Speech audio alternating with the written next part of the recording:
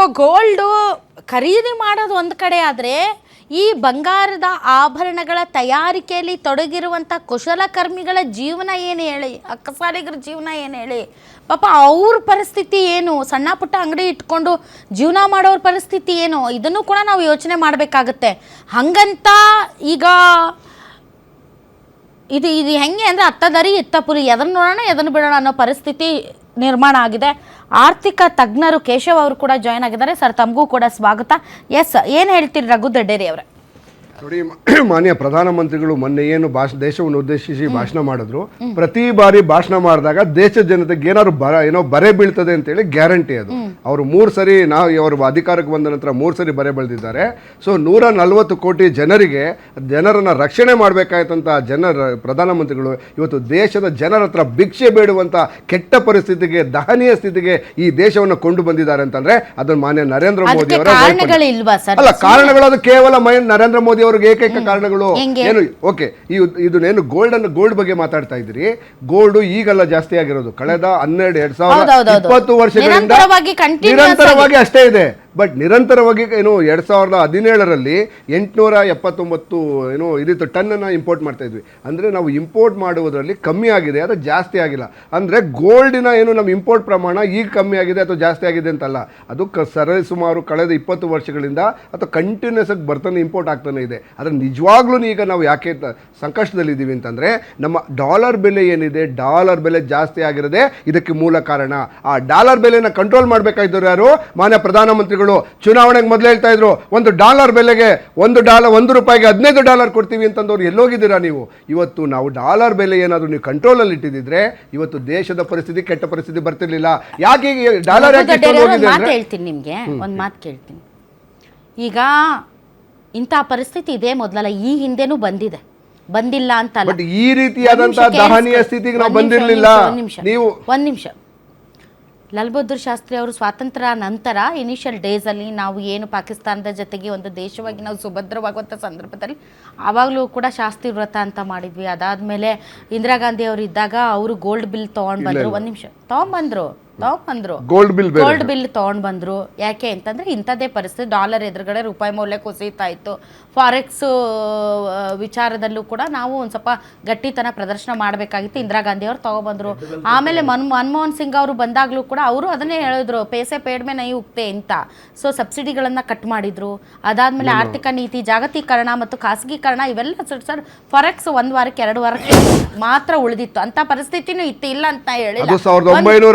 1991ರಲ್ಲಿ ಯಾವಾಗ ನಮ್ಮ forex reserve ಇಲ್ಲದ ನಂತರ ಭಾರತ ನಾವು ಪ್ಲೆಡ್ಜ್ ಅನ್ನು ಮಾಡಿದ್ವಿ.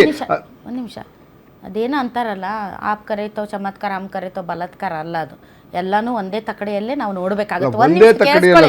ಇವತ್ತು ಈ ಪರಿಸ್ಥಿತಿಗೆ ಯಾರ ಕಾರಣ ಅಂತ ಡಿಸ್ಕಷನ್ ಮಾಡೋದು ತುಂಬ ಇಂಪಾರ್ಟೆಂಟು. ಈಗ ಬಂದಿರಗಿರುವಂತಹ ಪರಿಸ್ಥಿತಿಯನ್ನು ಹೇಗೆ ಎದುರಿಸಬೇಕು, ನಾವು ಹೇಗೆ ಸನ್ನದ್ಧರಾಗಬೇಕು ಅನ್ನೋದನ್ನು ನಾವು ಜನರಿಗೆ ಹೇಳಬೇಕು. ಯಾವುದು ನೀಡಾಗ್ತಿ ಅವ್ರು ಹೇಳಿ. ನೋಡಿ, ನಾವು ಕೊರೋನಾ ಸಂದರ್ಭದಲ್ಲೂ ಇದೇ ಮನೆ ಪ್ರಧಾನಮಂತ್ರಿಗಳಿಂದ ಬೇರೆ ಎಕ್ಸ್ಪೆಕ್ಟ್ ಮಾಡಿದ್ವಿ. ಔಷಧಿ ಕೊಡಿ, ಬೆಡ್ ಕೊಡಿ ಅಂತಂದ್ರೆ ನೀವು ಚಪ್ಪಾಳೆ ಹೊಡಿರಿ, ಜಾಗಟೆ ಬಿಡಿರಿ ಅಂತ ಹೇಳಿ ಈ ದೇಶದ 140 ಕೋಟಿ, ಅವಾಗ 135 ಕೋಟಿ ಜನರನ್ನ ಮಕ್ಮಲ್ ಟೋಪಿ ಹಾಕಿದನ್ನ ನೋಡಿದ್ದೇವೆ. ಈಗಲೂ ಕೂಡ ಅದೇ ಮಾಡ್ತಾರೆ. ಪರಿಸ್ಥಿತಿ ಅಲ್ಲ, ಹಾಗಾದ್ರೆ ಈ ದೇಶದ ಪ್ರಧಾನಮಂತ್ರಿಗಳಿಗೆ ಮಾಡಬೇಕಾದ ಕೆಲಸ ಏನು? ಔಷಧಿಯನ್ನ ನೀವು ರಾ ಮೆಟೀರಿಯಲ್ ಸಿಗ್ಲಿಲ್ಲ ಅವತ್ತು ನಮಗೆ. ದೇಶಗಳು ಭಾರತವನ್ನ ನಂಬಿಕೆ ರಘು ದಡ್ಡೇರಿ ಅವರಂದ್ರೆ ನೆಹರು ಏನ್ ಮಾಡಿದ್ರು, ಇಂದಿರಾ ಗಾಂಧಿ ಏನ್ ಮಾಡಿದ್ರು,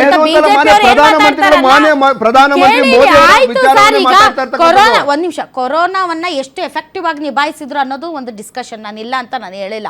ಆಕ್ಸಿಜನ್ ಇಲ್ಲದೆ ಎಷ್ಟು ಜನ ಸತ್ತೋದ್ರು, ಮೆಡಿಸನ್ ಇಲ್ಲದೆ ಎಷ್ಟು ಜನ ಸತ್ತೋದ್ರು, ಆಸ್ಪತ್ರೆಗಳಲ್ಲಿ ಬೆಡ್. ಒಂದ್ ನಿಮಿಷ, ಹೌದು ಸರ್, ಈಗಲೂ ಭಾರತದ ರಘು ದಡ್ಡೇರಿ ಅವರೇ ಈಗಲೂ ಇರಬಹುದು, ಈಗಲೂ ಕಾರಣಗಳು 108 ಇರಬಹುದು.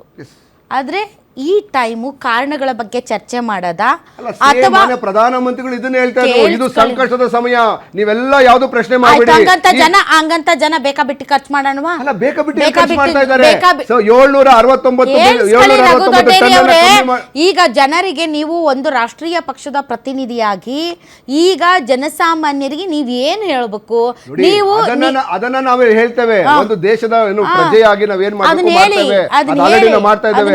ಆದ್ರೆ ನಾವು ಬಿಜೆಪಿ ನಾಯಕರನ್ನು ಪ್ರಶ್ನೆ ಮಾಡೋದೇನು ಅಂತಂದ್ರೆ ಹಿಂದೂ ಧರ್ಮದ ಪ್ರತಿಪಾದಕರು ಅಂತ ಬಂದಂತವ್ರು ಇವತ್ತು ಹಿಂದೂ ಧರ್ಮದಲ್ಲಿ ಸಂಕೇತವಾಗಿರ್ತಕ್ಕಂಥ ಪ್ರತೀತವಾಗಿರ್ತಕ್ಕಂಥ ತಾಲಿಯನ್ನು ಬೈ ಮಾಡಬೇಡಿ ಅನ್ನೋ ಕೆಟ್ಟ ಪರಿಸ್ಥಿತಿಗೆ ನೀವು ಬಂದಿದ್ದೀರಲ್ಲ, ನೀವು ನಿಜವಾಗ್ಲೂ ಹಿಂದೂ ವಿರೋಧಿಗಳು, ಹಿಂದೂ ಧರ್ಮದ ವಿರೋಧಿಗಳು.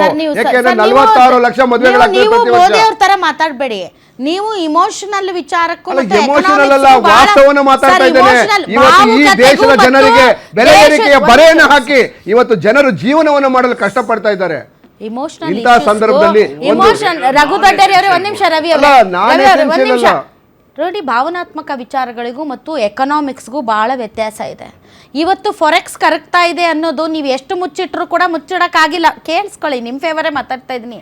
ಫಾರೆಕ್ಸ್ ಕರಗೋಗ್ತಾ ಇದೆ ಅನ್ನೋದನ್ನ ನೀವು ಭಾಳ ದಿನ ಮುಚ್ಚಿಟ್ಕೊಳ್ಳೋಕ್ಕಾಗಿಲ್ಲ. 1 ಫೈನ್ ಡೇ ಅದು ಹೊರಗಡೆ ಬರಬೇಕಾಯ್ತು. ಯಾಕಂದ್ರೆ ಉಳಿದಿರೋದು 11 ತಿಂಗಳಿಗೆ ಹಿಂಗೆ ಹೋದ್ರೆ ದಿನಕ್ಕೆ 3 ಕೋಟಿ ನಾವು ವೆಚ್ಚ ಮಾಡ್ತಾ ಹೋದರೆ ನಮ್ಮ ಏನು ನಿಧಿ ಇದೆ ಅದು ಭಂಡಾರ ಖಾಲಿ ಆಗುತ್ತೆ. ಹೀಗಾಗಿ ನಾವು ತೆಗೆದುಕೊಳ್ಬೇಕಾಗಿರೋ ಮೆಜರ್ಸ್ ಮಾತಾಡಿದ್ದಾರೆ. ಸೊ ಜನರನ್ನ ಕತ್ತಲಲ್ಲಿ ಭಾಳ ದಿನ ಇಡೋಕ್ಕಾಗೋದಿಲ್ಲ. ದಿ ಸೇಮ್ ಟೈಮ್ ಜನನೂ ಕೂಡ ಈಗ ಮೋದಿಯವರಿಂದ ಆಯಿತೋ, ಜಾಗತಿಕವಾದಂಥ ತಲ್ಲಣಗಳಿಂದ ಆಯಿತೋ ಅಥವಾ ಯುದ್ಧದಿಂದ ಆಯಿತೋ, ಬಟ್ ಜನರಿಗೆ ನೀವು ಏನು ಹೇಳ್ಬೇಕು ಅದನ್ನ ಹೇಳಿ ರಘು ದಡ್ಡೇರಿ ಅವರು. ಯಾಕಂದ್ರೆ ಜನ ನಿಮ್ ಕಾಂಗ್ರೆಸ್ ಅವ್ರ ಮಾತು ಕೇಳಿ ಏನೂ ಆಗಿಲ್ಲ, ಇದು ಮೋದಿ ಬೇಕಂತಾನೆ ಮಾಡ್ತಾ ಇದ್ದಾರೆ, ಕಾಂಗ್ರೆಸ್ ಅವ್ರು ಹೇಳ್ತಿದ್ದಾರೆ ಏನೂ ಆಗಿಲ್ವಂತೆ ಅಂತ ಜನ ತುಂಬಾ ಲೈಟಾಗಿ ತಗೊಳ್ತಾ ಇದ್ದಾರೆ. ಹಾಗಾಗಿ ನೀವು ಹೇಳ್ಬೇಕಾಗಿರೋದು ಜನರಿಗೆ ಏನು ಬೇಕು ಅದನ್ನ ಹೇಳ್ರಿ. ನೋಡಿ, ಜನತೆ ಆಲ್ರೆಡಿ ಏನು ಮಾಡಬೇಕು, ಅವರು ನಿಜವಾಗ್ಲೂ ಆಲ್ರೆಡಿ ಲಿಮಿಟೆಡ್ ಬಂದಿದೆ. ಒಂದು ಎಣ್ಣೆನ ಮನೆಯಲ್ಲಿ ಒಂದು ಎಣ್ಣೆ 60-70 ರೂಪಾಯಿಗೆ ಸಿಗ್ತದೆ, 170ಕ್ಕೆ ಹೋಗಿದೆ ಅಂತಂದರೆ ಜನರು ಎಣ್ಣೆ ಉಪಯೋಗಿಸೋದನ್ನ ಆಟೋಮೆಟಿಕಾಗಿ ಕಮ್ಮಿ ಮಾಡಿದ್ದಾರೆ. ಅದೇ ರೀತಿ ನೀವು ಬೇಳೆ ಹಾಕೋದನ್ನು ಸ್ವಲ್ಪ ಏನು ಹೆವಿಯಾಗಿ ಹಾಕೋದನ್ನು ಈಗ ಕಮ್ಮಿ ಹಾಕಕ್ಕೆ ಬಂದಿದ್ದಾರೆ.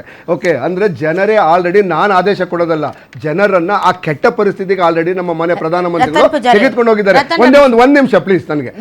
ಇಲ್ಲ ಒಂದೇ ನಿಮಿಷ ಪ್ಲೀಸ್. ನೋಡಿ, ಈ ಕೆಟ್ಟ ಪರಿಸ್ಥಿತಿಗೆ ಏನು ಅಂತ ಅಂದರೆ ನಮ್ಮ ದೇಶದ ಎಕ್ಸ್ಪೋರ್ಟನ್ನು ಯಾರು ಕಮ್ಮಿ ಎಕ್ಸ್ಪೋರ್ಟ್ ಜಾಸ್ತಿ ಆಗಬೇಕಾಯಿತು, ಆ ಎಕ್ಸ್ಪೋರ್ಟನ್ನು ಕಮ್ಮಿ ಮಾಡೋ ಮೂಲ ಕಾರಣದಿಂದ ನಾವು ಈ ಆರ್ಥಿಕ ಪರಿಸ್ಥಿತಿಗೆ ಬಂದಿದ್ದೇವೆ.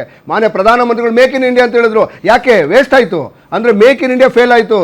ಜುಮ್ಲಾ ಅದು, ಮತ್ತೆ PLI ಸ್ಕೀಮ್ ಅದು ಜುಮ್ಲಾ, ಮತ್ತೆ ಎಲ್ಲಾ ವೈಫಲ್ಯಗಳನ್ನ ನೀವು ಜನರ ಮೇಲೆ ಆಯ್ತಾಯ್ತು. Okay okay